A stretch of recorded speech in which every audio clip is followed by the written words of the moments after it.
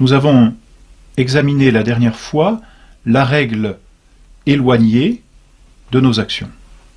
Souvenons-nous, la moralité d'un acte humain, c'est sa conformité ou sa non-conformité à la règle. Nous avions pris l'exemple du stylo qui suit la règle.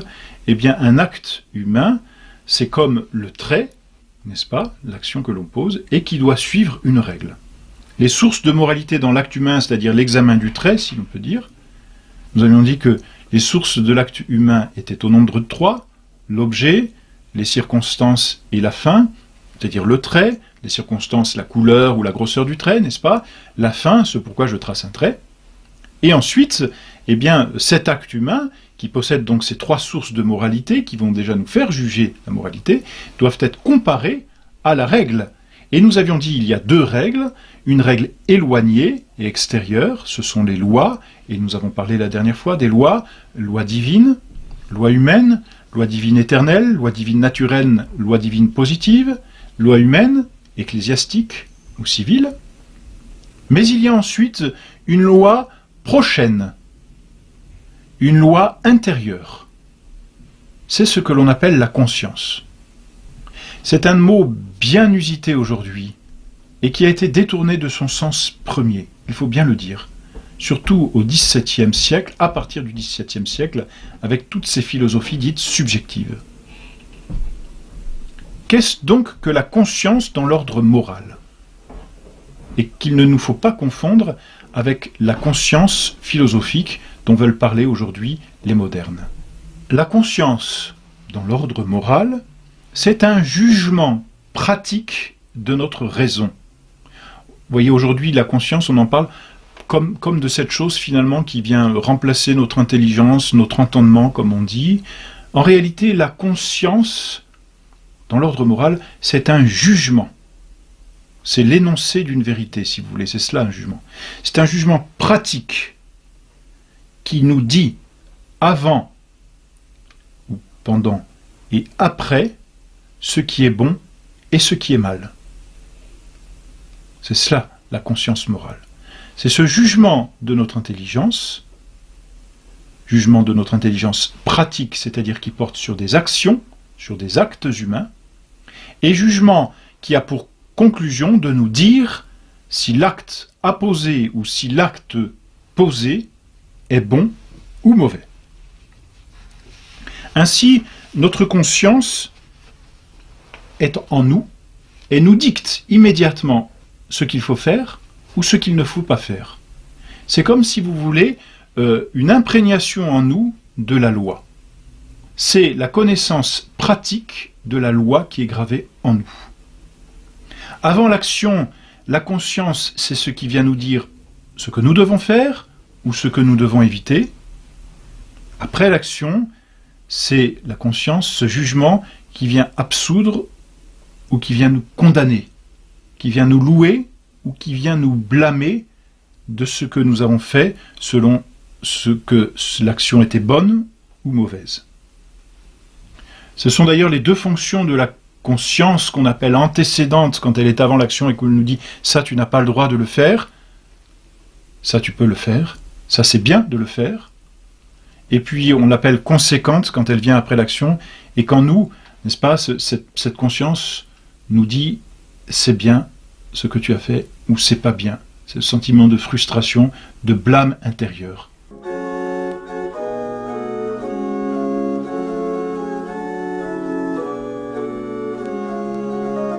Cette conscience, finalement, elle est accompagnée de ce sentiment d'amour du bien et de haine du mal, au fond. Et puis de satisfaction et de remords. Voyez, c'est ce qui va avec la conscience. Alors, on divise la conscience, et c'est un moment difficile parce que, comme elle est règle prochaine de nos actions, on va dire, eh bien, puisque la conscience est règle, il faut toujours suivre sa conscience. Et c'est vrai, puisque la conscience est règle de nos actions, de la même façon que le crayon doit suivre la règle, de la même façon, nos actions doivent suivre notre conscience, si elle est règle. C'est entendu, et c'est vrai. Nos actions doivent suivre notre conscience. Mais attention, quand on a dit cela, on n'a pas tout dit. Ou plutôt, il y a beaucoup de choses qui sont sous-entendues. Souvenons-nous, il y a deux règles d'agir à l'homme. Une qui est extérieure et une qui est intérieure. Et ces deux règles ne sont pas sans rapport, bien au contraire. Elles sont en rapport l'une de l'autre. C'est-à-dire que la conscience n'est que, si l'on peut dire, l'imprégnation en nous, de façon intérieure, d'une loi qui est extérieure à nous. Mais la loi qui est extérieure à nous, eh bien, n'est pas sans rapport avec la conscience, puisque justement, elle se manifeste à nous dans la conscience. La conscience, on peut dire, ce jugement pratique, c'est comme la conclusion d'un raisonnement que l'on se fait. D'un raisonnement qui tient compte d'abord de la loi, ensuite de l'action que l'on veut poser, et enfin, la conscience elle-même, si vous voulez. La loi extérieure va nous dire, il n'est pas permis de voler, c'est-à-dire, il n'est pas permis de garder par devers soi une chose qui ne nous appartient pas, une chose qui appartient à autrui. C'est un vol. Ça, c'est la loi extérieure. Ensuite, donc ça, c'est la règle extérieure. Ensuite, il y a cette chose que je possède et qui n'est pas à moi. Et enfin, que fait la conscience? Elle nous dit, je dois rendre cette chose. Je n'ai pas le droit de la garder.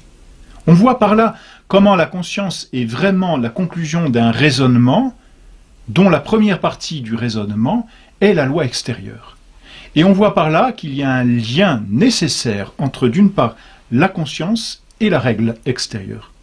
C'est pourquoi, quand on dit qu'il faut suivre sa conscience, on sous-entend qu'il faut suivre aussi la règle extérieure, et qu'il faut suivre les préceptes de la loi naturelle.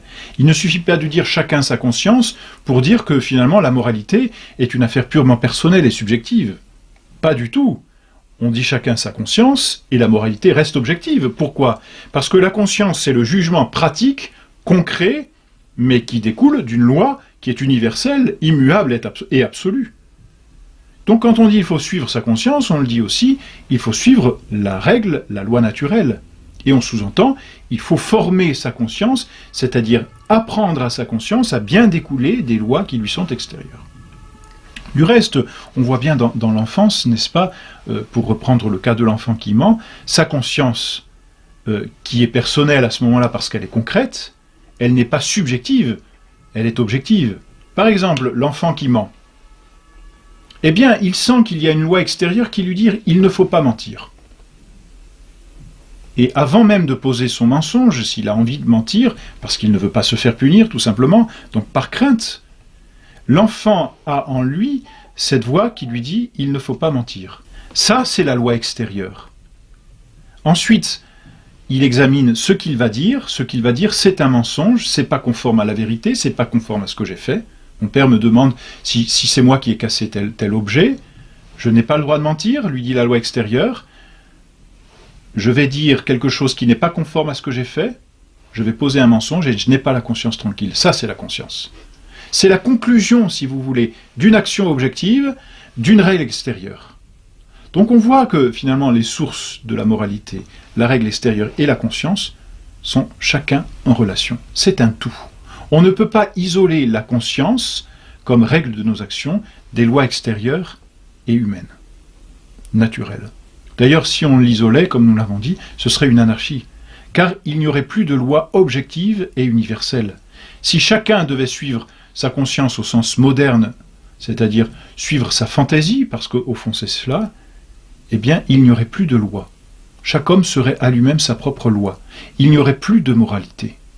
Et s'il n'y a plus de moralité, il n'y a plus de fin. S'il n'y a plus de règles, il n'y a plus de fin. Chacun tire le trait qu'il veut, chacun devient à lui-même sa propre fin. Ça veut dire que l'homme est à lui-même sa propre fin. S'il est à lui-même sa propre fin, cela sous-entend qu'il est son propre créateur, parce que cela sous-entend qu'il a mis en lui-même sa propre loi. Or, l'homme n'est pas son propre créateur, donc il n'a pas mis en lui-même sa propre loi, donc il n'est pas à lui-même sa propre fin, donc la conscience ne peut pas être quelque chose d'autonome. Et on voit comment on peut détruire par là tous les systèmes modernes d'une conscience subjective et personnelle qui nous dicte ce que nous voulons faire parce que nous sommes libres, et non.